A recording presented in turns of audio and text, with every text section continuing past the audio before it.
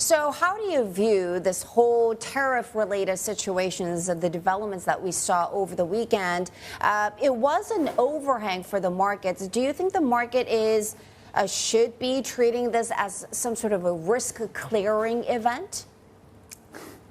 Well, certainly. I'm actually seeing the playbook of 2025 coming up again, Sherry, whereby if you recall back in around April, whereby there was a Liberation Day, what happened was that a lot of the manufacturers a lot of them were doing front-loading, accumulating inventory. So this time around, I believe that there could be a similar thinking in that sense as well.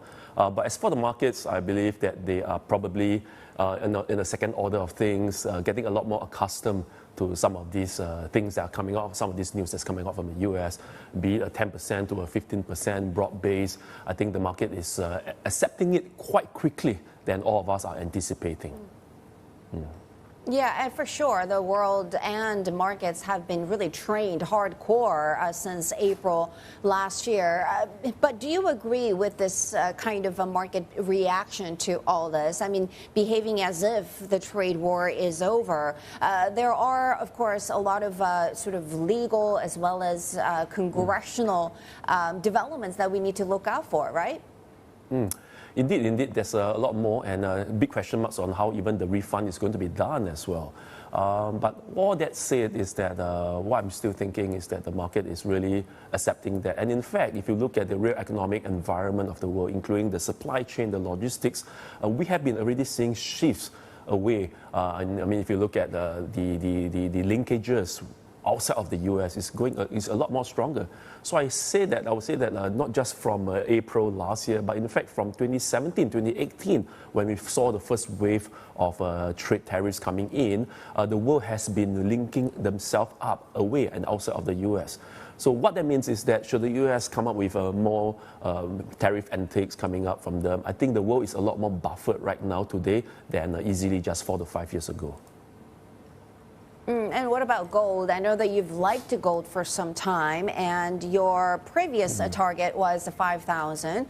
It's well above that. But now you're talking about the 5,500 for gold. What happens when gold actually hits that target? Does that mean something really bad is going to happen to the markets really across the board? And what happens to all that money that comes out of gold? What kind of sort of correction behavior are you expecting around gold? Yes, I mean, we have seen one big correction already in the gold price, but fundamentally things haven't really changed. We are seeing that the geopolitics situation is still there. US is coming out with tariffs still. Lots of volatility around the world. So the demand from central banks for gold, ETF on gold remains there. What really happened in the fall in the gold price was that it went much higher than the fundamentals allow. So that was a decline. But then again, we are still quite optimistic in the medium to longer term about gold in the portfolio. At one sense, it's really all about portfolio management. I mean, there are people who haven't been in gold or already have, but some only in gold, constantly asking me, oh, Francis, should I have more gold? To me, it's not really a trading environment for gold, but more as a hedge in a portfolio. And having just some percentage of gold in a portfolio really do matter as a hedge against any portfolio volatility going forward. Okay, so new target is 5,500 gold, right? So, Francis, we've been talking about the changing trade picture.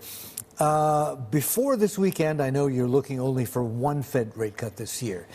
Now that this has all changed, the Supreme Court ruling, President Trump fighting back and saying, no, I'm going to go for global tariffs under a different trade authority, Section 122, 15%. Fed under Warsh, assuming it is Warsh, right? Still only one cut? Yes, we are not really changing that, the one cut. In fact, if you look at the longer scheme of things, although the latest quarter GDP in the US came on the downside, perhaps, but that's also because of the government shutdown. While consumption remained robust, things are getting on the slower end as well right now. I mean, refunds or not refunds from a previous tariff, that said, if you look at fundamentally, US GDP is slowing down, but that doesn't warrant a lot more cuts, in fact. I know market has been pricing in 2 rate cuts for 2026, but we are still thinking that it's not going to see a doomsday scenario. We are not going to see the US falling into a recession anytime quickly as well. So a 1 rate cut is still in our radar, despite what happened over the weekend.